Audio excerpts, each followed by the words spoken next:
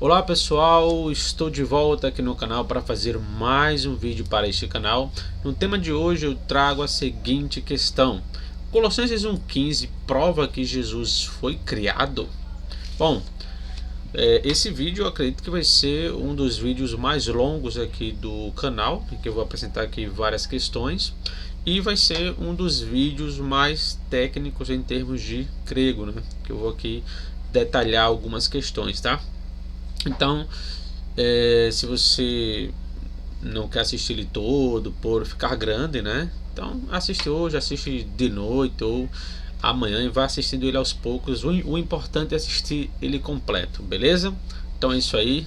Antes que eu comece a comentar sobre esse tema, peço que você siga a minha página lá no Instagram, que é essa aí, Exegese Bíblica, beleza? Lá eu sempre posto algumas coisas e também caixinhas de pergunta. E caso você tenha interesse de estudar grego, hebraico ou fazer um curso de teologia à distância, é só falar comigo. Aqui na descrição desse vídeo estão todas as minhas redes sociais, o WhatsApp, o grupo, no caso o canal, né, do meu WhatsApp também está aí na descrição. Caso queira entrar, é só clicar e você vai ser direcionado para lá. Beleza, pessoal? Então vamos lá. Aqui temos o texto de Colossenses 1,15, que é um dos textos mais debatidos do Novo Testamento quando se fala sobre Jesus Cristo, né?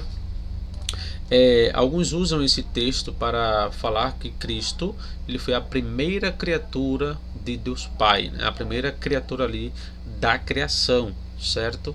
E aí esse texto é muito usado, mas será que esse texto de fato ele quer dizer isso mesmo? Então vamos aqui analisar algumas coisas, né? Primeiro eu peguei aqui três traduções diferentes, né? A NVI, NVT e a BPT. Essa aqui é uma Bíblia Católica, tá? Que é Bíblia Católica edição para todos, certo? A NVI ela fala assim: ó, ele é a imagem do Deus invisível, o primogênito sobre toda a criação. A NVT diz: o Filho é a imagem do Deus invisível e é supremo sobre toda a criação. Olha que coisa interessante, ó. Ela traduziu aqui o termo primogênito, né? Traduziu como supremo. Não só ela, né? A Bíblia judaica, essa aqui, minha já está bem acabadinha, né? No caso, essa aqui é judaica completa, tá? Feita para vocês verem aí, ó.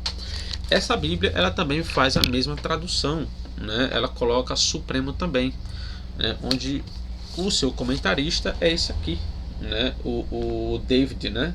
Comentário judaico do Novo Testamento, e lá ele vai fazer um comentário, né, sobre essa tradução aqui, supremo em vez de primogênito, beleza? Mas eu não vou entrar aqui no comentário dele, né?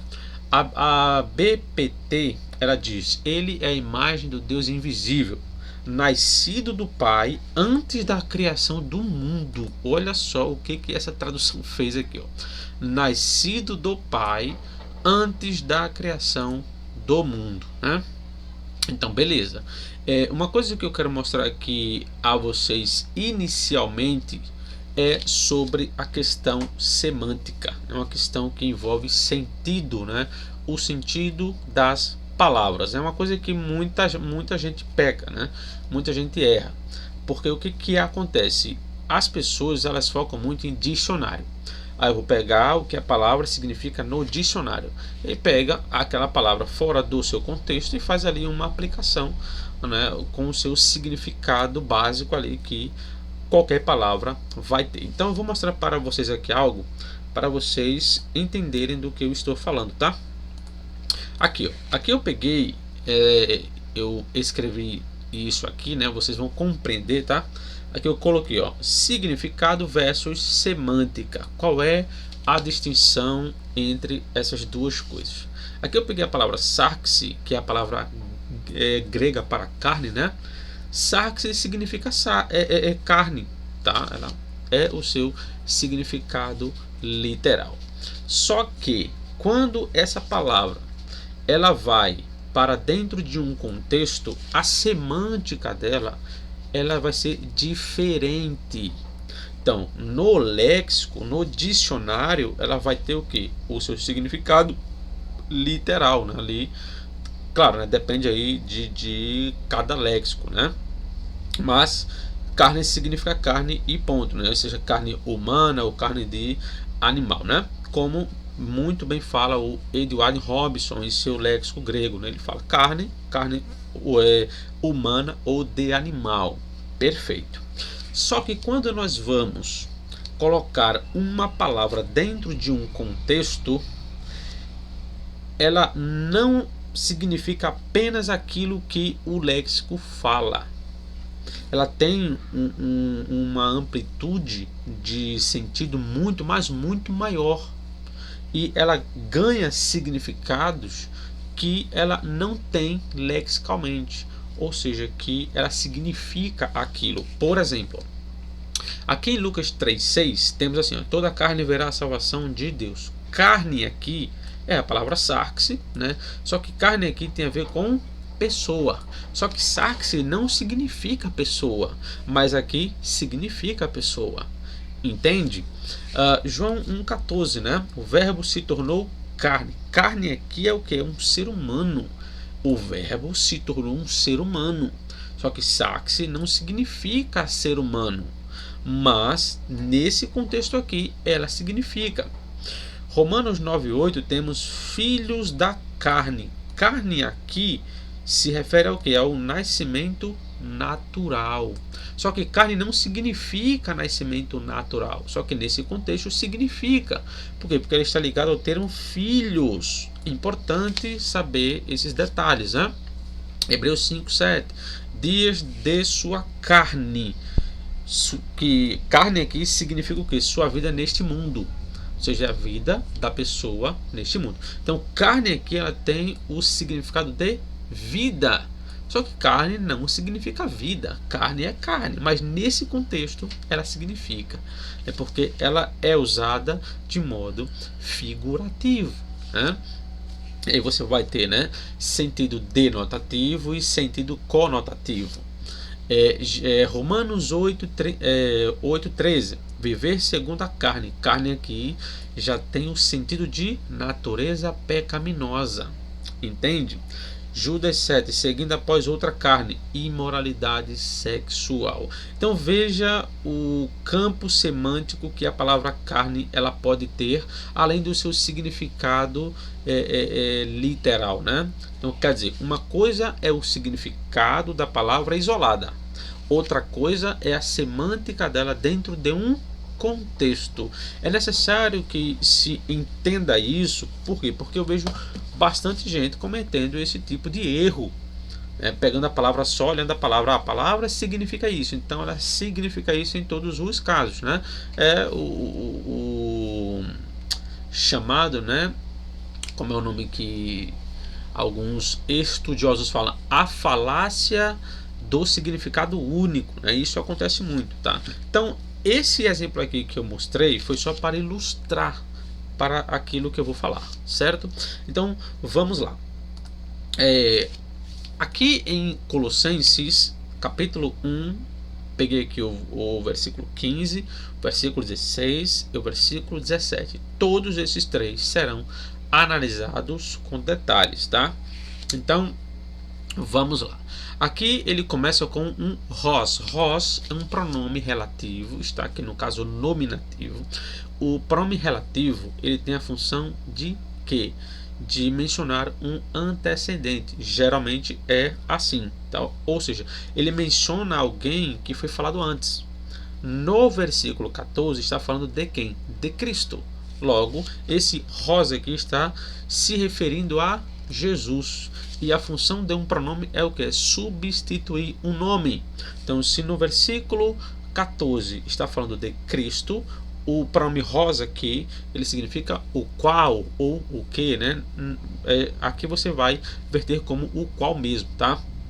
Ou ele, né? Este, enfim. Alguns até traduzem aí por pronome demonstrativo ou até mesmo pronome pessoal, né? No caso ele, pessoal, este, demonstrativo e o qual relativo. Beleza? Então aqui temos o início desse verso falando sobre Jesus. A segunda palavra, que é essa aqui, ó, o estim. Esse estim é um verbo que está na terceira pessoa do singular. Ele é o verbo ser, né, da língua grega, que é o verbo emi, certo? Ele está aqui num tempo presente. Tá? O tempo presente aqui ele indica o quê? Que tipo de presente é esse? Isso é importante ser definido aqui, né, para uma boa compreensão do próprio texto, né? Aqui ele pode ser classificado como um tipo de presente gnômico ou presente atemporal, que no caso é a mesma coisa. O que é um presente atemporal? É aquele presente que ele não indica uma ação contínua no momento, uma ação que está em andamento, mas uma ideia que acontece, que existe. Então, quando eu falo qual é, esse é está indicando que ele é tanto no tempo passado, no tempo presente, quanto no tempo futuro. É algo que acontece, certo? Em qualquer época. Então, isso é um tipo de presente gnômico, certo? Ou presente atemporal. Aí temos aqui o eikon, né? Eikon é imagem, certo? Então, esse texto ele está falando que Jesus é a imagem. Imagem de quem? De tuteu. Tuteu aqui, você nota que ele está no caso genitivo, né? Por causa dessa última letrinha aqui, ó. Essa letrinha que é a desinência para indicar o caso de um substantivo da segunda declinação. Então aqui você sabe que o substantivo teu, que é Deus, ele é um substantivo da segunda declinação porque termina com essa letrinha aqui, ó, que é a letra ômicron, né? E você sabe que ele está no caso genitivo por causa dessa última letrinha aqui. E igualmente o seu artigo, tá? Então aqui é um genitivo. Que genitivo é esse? Nós temos aqui uma espécie de genitivo objetivo, que é um genitivo objetivo. Então, o caso genitivo ele tem diversos usos, né? Ele tem mais de 30 usos na língua grega e é importante definir o seu uso para uma boa interpretação de um texto.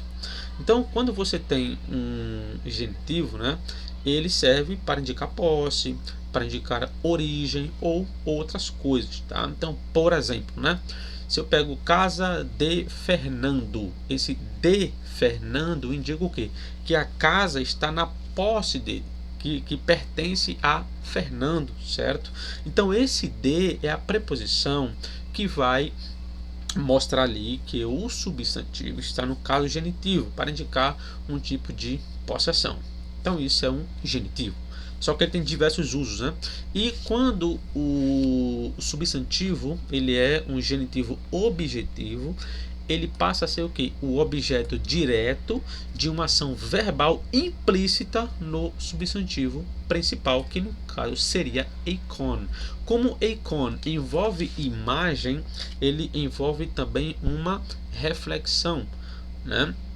Ele vai refletir, né? Quando você chega no seu espelho, o seu espelho reflete o que? Você, certo? Então ele é a mesma coisa, né? É a imagem, certo? Então aqui a ideia seria o que? Né? Que Jesus, o qual é, né, ou está refletindo Deus. Então aqui seria o que? Refletindo Deus. Ou seja, a imagem de Deus significa refletir Deus, tá? Então essa seria a ideia, né? E aí você tem aqui o tu, aoratu, que também é outro genitivo, né, que está ligado a teu, né, que no caso é Deus invisível. Então, o qual é a imagem do Deus invisível, ou o qual reflete a Deus, né, ou o Deus invisível.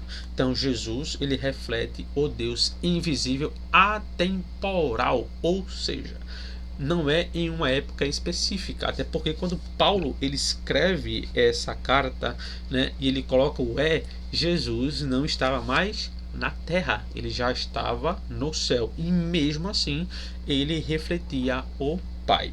Então ele reflete Deus tanto desde o princípio da criação do mundo, ele reflete Deus, né, tanto lá quanto na encarnação dele, quanto na sua subida aos céus. Então isso é um ponto, tá? Aí aqui entra o problema, que é o protótocos. Protótocos é no caso aqui você vai ter um adjetivo, no caso nominativo, né? O protótocos, que é primogênito, literalmente, né? E aqui você vai ter o passes fictícios. Aqui é onde mora uma discussão interminável, que é a discussão sobre o primogênito, que é o protótocos, de toda passes fictícios, criação, primogênito de toda a criação. Alguns compreendem que esse genitivo aqui, tanto o passes quanto o fictícios, deixa eu trocar isso aqui, tanto esse passes quanto esse fictícios, ele é um genitivo partitivo, tá? Geralmente, grupos como as Testemunhas de Jeová, eles compreendem que esse genitivo, esses dois aqui, né, tanto esse passes quanto o fictícios, eles são genitivos partitivos. O que é isso? Genitivo partitivo é o seguinte: imagine um bolo, tá? E você tira uma parte desse bolo, certo? Essa parte desse bolo pertence ao bolo, certo? Certo. Aqui acontece a mesma coisa. Primogênito de toda a criação significa que esse primogênito, ele faz parte dessa criação. Então ele é parte da criação, certo? Então esse é um dos argumentos que se existe. E eu vou mostrar aqui uma obra que defende essa ideia, tá? Que é essa obra aqui, ó. Esse aqui é o dicionário Protótocos, tá? Esse aqui é o dicionário do Thayer, né? Que é aí um dos dicionários usados pelas Testemunhas de Jeová para fundamentar aí a sua ideia. No caso aqui, ó, protótocos, passes, fictícios, que é a mesma coisa que eu apresentei, tá? Aí ele fala aqui, ó, partitivo genitivo, ou seja, é um genitivo partitivo segundo Thayer. Se essa interpretação ela for de fato levada a sério, então temos aqui Jesus como o primeiro criado, né? O primeiro da criação, aquele que faz parte dessa criação. No entanto, temos aqui algumas coisas, né, para comentarmos. Deixa eu voltar aqui, tá? Bom, voltando aqui para esse texto, né, então, definindo aqui essa questão de que Thayer, né, ele menciona que isso aqui é um genitivo partitivo, ou seja, Cristo faz parte da criação. Então se entende que esse versículo 1,15 ele mostra que Jesus é o primeiro criado, né? Só que a discussão ela não acaba aí, ela continua, né? Outros gramáticos entendem que esse passes fictícios aqui, ele não é um genitivo partitivo, e sim um genitivo de subordinação. Eu vou mostrar a vocês aqui agora. Aqui temos a gramática do nosso caro Daniel Wallace, né, que é essa obra aqui, ó, tá? A gramática do Daniel Wallace, ele vai aqui é quando ele está comentando sobre o genitivo de subordinação, tá? Ele cita, né, Colossenses 1,15 e olha o comentário dele, ó. Embora alguns considerem esse genitivo como partitivo, no caso Thayer, né, que eu mostrei, que é primogênito, que é parte da criação, tanto devido ao campo léxico de primogênito, incluindo proeminência sobre, e não simplesmente uma ordem cronológica literal do nascimento. Quanto à oração adverbial causal, preste atenção aqui, ó. Quanto à oração adverbial causal, porque no caso hot, né, que eu vou mostrar também aqui, nele todas as coisas foram criadas, fazem pouco sentido se mera ordem cronológica está em mente. É muito mais provável que esteja expressando subordinação. Olha aqui, ó. É muito provável que esteja expressando subordinação. Mas o que é esse tal genitivo de subordinação? Eu vou mostrar para vocês aqui agora. Aqui eu tenho essa obra aí que está na sua tela, é dessa obra aqui, tá? Aqui, ó, Fundamentos para Exegese, né? Essa obra, ela diz o seguinte, ó. Essa categoria indica a relação de subordinação entre a palavra no genitivo e a palavra que modifica. O genitivo é a palavra subordinada, ou seja, quando você pega aqui o texto, né, aqui ó, primogênito sobre toda a criação, quando você pega esse toda a criação, que no caso é o passes fictícios, esse passes fictícios aqui, ele está subordinado ao primogênito, e esse primogênito aqui, ele é compreendido como uma autoridade acima de toda a criação. Por isso que a Bíblia NVT, ela traduz protótocos como supremo, não só ela, né, como também a Bíblia judaica.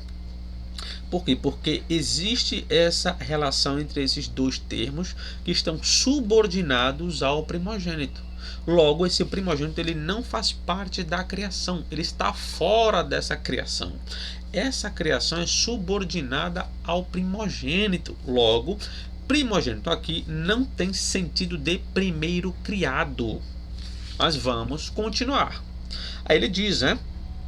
Além disso, embora muitos exemplos de subordinação envolvam substantivo principal verbal, nem todos são assim, que ele cita, né, dois textos. O significado resultante parece ser uma confissão primitiva do senhorio de Cristo e, por conseguinte, sua divindade, né? Então aqui o Daniel Wallace ele vai dizer que é mais provável que seja aqui um genitivo de subordinação, beleza? Aí temos aqui uma outra obra que eu vou citar aqui, né? Que é uma obra em inglês, né? É um comentário, tá? Olha só esse comentário aqui, ó. Aqui ele está falando sobre Colossenses 1,15, tá? Ele fala assim, ó. Aqui, ó, está em inglês, né? Ele fala aqui, ó. A construção genitiva, olha só, a construção genitiva, passes fictícios é o genitivo de subordinação. Olha só, ele está falando que é o genitivo de subordinação e aqui você tem portanto traduzido como, olha só, sobre toda a criação. Então quer dizer, esse comentário aqui ele fala que esse genitivo passes fictícios é um genitivo de subordinação, exatamente como Daniel Wallace fala também, né? Então aí mais uma obra falando sobre isso. Aqui eu tenho uma outra obra que é esse comentário aqui. Deixa eu pegar para vocês, tá? Deixa eu botar ele aqui, eu vou mostrar a vocês daqui a pouco. Ele fala assim, ó, a expressão genitiva primogênito de toda a criação provavelmente não indica um genitivo partitivo. Olha só isso aqui, ó. Provavelmente não indica um genitivo partitivo, isto é, Cristo como a literal primeira parte dentre toda a criação. Isso é improvável, visto que, como veremos nos versículos 16 e 17, Cristo é retratado como o Criador divino, o que já foi sugerido no versículo 15, parte A, com Cristo como o preexistente imagem do Deus invisível. Assim, Cristo como Criador divino é diferenciado de toda a criação no versículo 16. Ele cita aqui, né, Harris. Aí ele continua. À luz da ênfase de primogênito, estar em supremacia sobre, o melhor modo de entender a expressão genitiva primogênito de toda a criação é como um genitivo de subordinação. De novo aqui, ó, como um genitivo de subordinação. Primogênito sobre toda a criação. Em vez de você traduzir a expressão primogênito de toda a criação, esse de vai ser substituído pelo sobre, porque sobre dá uma ideia de superior, estar sobre algo, sobre alguém, tá? Aí ele diz, né? Em vez de entender genericamente como um genitivo de referência, primogênito com referência a toda a criação, ele cita aqui, né, o Wallace, já vimos que primogênito tem um sentido de soberano, porque de fato ele vai explicar isso nesse comentário, né? Mas essa opção genitiva é ainda confirmada pela frase seguinte em Colossenses 1:16, parte A: por meio dele todas as coisas foram criadas, que faria pouco sentido se apoiasse Cristo como o primeiro da criação somente em um sentido cronológico. Isso é importante, porque o versículo 16, quando ele começa ali, ele já traz uma ideia causal. Ele está explicando primogênito dentro da criação, porque nele foram criadas todas as coisas, ou por meio dele foram criadas todas as coisas. Ou seja, ele é primogênito porque tudo foi criado nele ou por meio dele, e não porque ele foi criado. Esse é o ponto que o versículo 16 fala, e isso reforça ainda mais a ideia de subordinação, porque toda a criação depende dele. Logo, ele está sobre essa criação. Então, aqui você tem, sim, esse comentário aqui é esse aqui, ó, tá? Comentário exegético de Filipenses e Filemão, tá? Olha aí o autor, né? Conhece nadinha ele, né? Então ele traz aí esse comentário, ele faz muito comentário sobre Colossenses 1:15, trabalha aí bastante coisa que eu nem vou mencionar aqui, senão esse vídeo com certeza iria passar de 1 hora. Mas enfim, voltando aqui agora, né, para essa imagem aqui, não, essa não, cadê? Perdão, não, opa, essa aqui. Voltando para essa imagem aqui, se nós temos aqui um genitivo de subordinação, logo aqui está anulado a ideia de que Cristo ele faz parte dessa criação.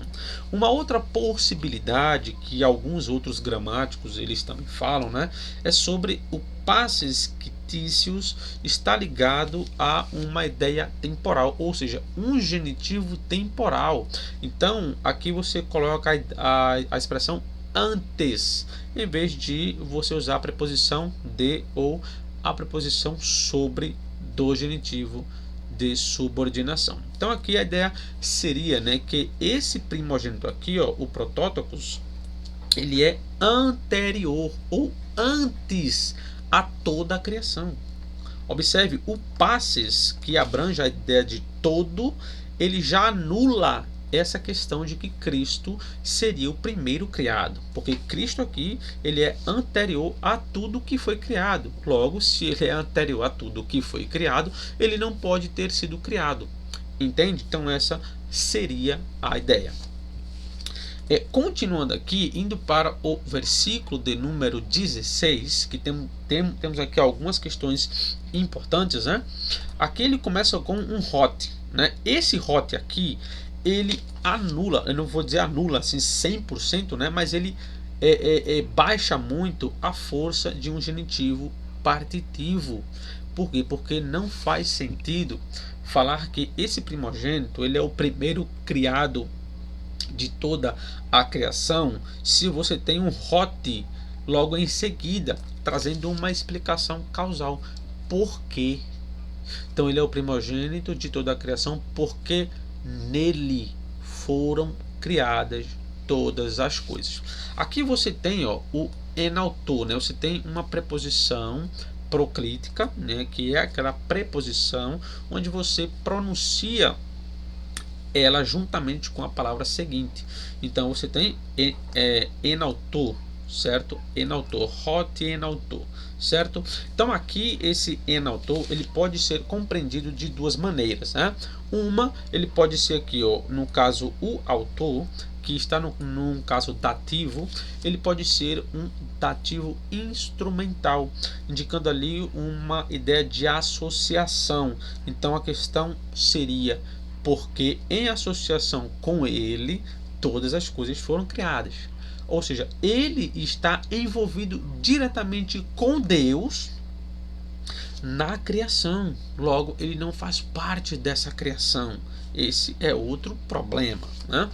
Aí você também pode compreender esse autor, esse dativo, como um dativo de esfera, de lugar. Então aqui você traduz nele, porque nele foram criadas todas as coisas, né?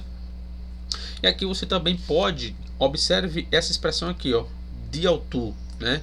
O di é a preposição dia, né? Aqui ela também é uma preposição proclítica, né? Onde vai ser diautu, ela se pronuncia juntamente com o autu, né? Que é o pronome pessoal dele, por meio dele. Observe essa expressão aqui, ó, por meio dele, diautu.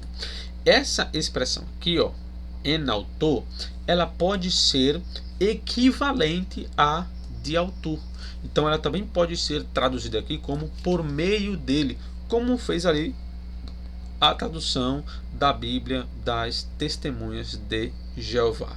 Se você pegar logo no início, né, eles já traduziram por meio de, tá? Isso é possível aqui também, tá? Então você pode ter aqui um dativo de lugar nele, um dativo instrumental com uma ideia associativa em associação de, ou você pode ter aqui também uma ideia de meio, né, por meio dele. Então aqui você tem essa questão é que você tem um verbo, o ectiste, que é um verbo na voz passiva, né? Esse verbo aqui na voz passiva está falando o que? Aqui, ó, porque em associação com ou nele, né, foram criadas. Terceira pessoa do plural, foram criadas. Só uma pequena correção aqui, né? Eu disse que é terceira pessoa do plural, né? Na verdade é singular, tá? Terceira pessoa do singular do auristo passivo.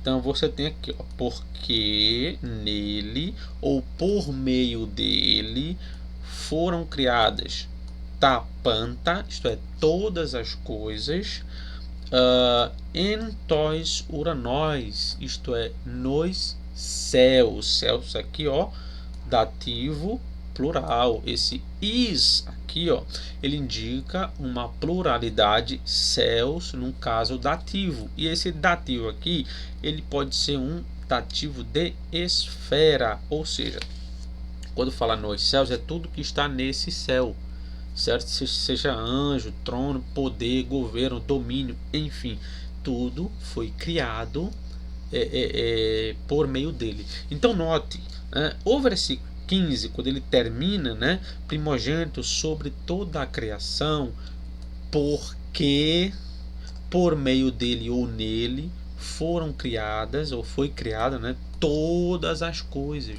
Então veja, isso aqui, ó, já demonstra qual é o sentido do termo primogênito no seu contexto. Como eu mencionei, né, no começo deste vídeo, a questão semântica de uma palavra dentro do seu contexto. Então, neste caso aqui, o hot, ele é explicativo. Ele está explicando o versículo 15. Ele é a imagem do Deus invisível, ou seja, ele reflete Deus. Ele reflete esse Deus invisível. Ele é o primogênito sobre toda a criação, porque nele, ou por meio dele, ou em associação com ele, tudo foi criado. Nos céus, o en tois uranóis nos céus, cai epitesges, e sobre a terra. Ou seja, tudo que tem nos céus e na terra foram criados por meio dele. Se ele é o meio dessa criação, agora me explica. Se ele é o meio da criação, como que ele foi criado? Porque se ele foi criado, existiu algo em que ele não participou, que foi a criação dele mesmo. Mas isso contraria tanto o próprio texto, que não está afirmando isso, como vai também contrariar o próprio texto de João 1,3, onde diz que nenhuma só coisa que veio à existência veio a existir sem ele. E aí? Mas vamos continuar, né? Aí aqui ele usa o tahorata, kaita aorata, né, que são as coisas visíveis e invisíveis. Então quer dizer, tanto o que é visível aos nossos olhos quanto o que não é foram criadas por meio dele. Aí você tem a conjunção eipe, né? Eite, seja trónós. O trónoi aqui, ó, ele é um plural, substantivo da segunda declinação aqui, ó. Olha, esse izinho aqui, ó, que vocês estão vendo que eu estou frisando, né? Ele indica o plural, trono, tronus, né? Aí ele está falando, né? Visíveis e invisíveis, seja tronos, sejam o curiótites. Curiótites aqui, o BDAG, ele trabalha essa palavra, né? Ele diz que essa palavra se refere a uma espécie de seres angelicais especiais com um certo domínio, né? E algumas versões elas colocam domínios, tronos, domínios, né? E aí vem aqui o eite archai, né, que seja principados, eite exousiai, seja autoridade ou poderes, tudo num plural, poderes, principados, domínios, tronos, tudo foi criado por ele. Aí você tem aqui, ó, essa parte final é importante, muito importante. Por quê? Porque ele traz aqui, ó, o tapanta, tapanta de autu. Observe, tapanta de autu, né? Que no caso aqui é o que? Todas as coisas de auto por meio dele. Então, por meio dele, todas as coisas, no caso aqui, né, foram criadas. Kai es auton ectistai. Então, quer dizer, todas as coisas elas foram feitas por meio dele e para ele. Observe isso aqui, ó. Observe que nós temos aqui três preposições, basicamente com três sentidos diferentes. En auto, localidade, nele. Uma. Segundo, meio, de auto, por meio dele. Terceiro, para ele. Se tudo foi feito nele, ó, se tudo foi feito nele, por meio dele e para ele, é lógico que ele vai ser o primogênito, porque toda a criação tem um propósito. E essa preposição aqui, ó, és, ela indica um propósito. As coisas foram feitas, domínios, governos, tudo para ele. És autônomo.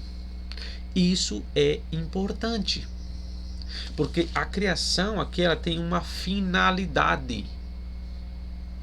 Entende? Foi criada nele, por meio dele e para ele. Se algo é criado para mim, eu sou o quê? O herdeiro. Certo? Então a ideia de primogênito dentro desse contexto aqui, ela cabe muito bem dentro de uma ideia semântica de supremacia, de domínio, de preeminência, entre outras coisas.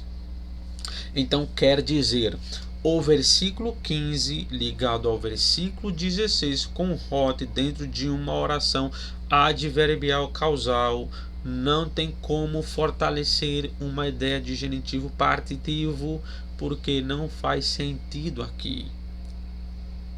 Ele está explicando o porquê ele é chamado de primogênito.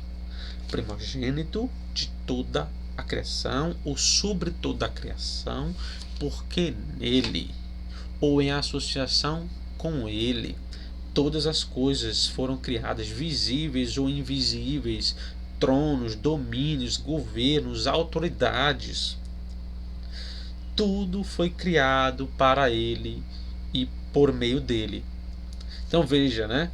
Você tem três preposições com três sentidos diferentes, indicando três pontos: nele, por meio dele, para ele.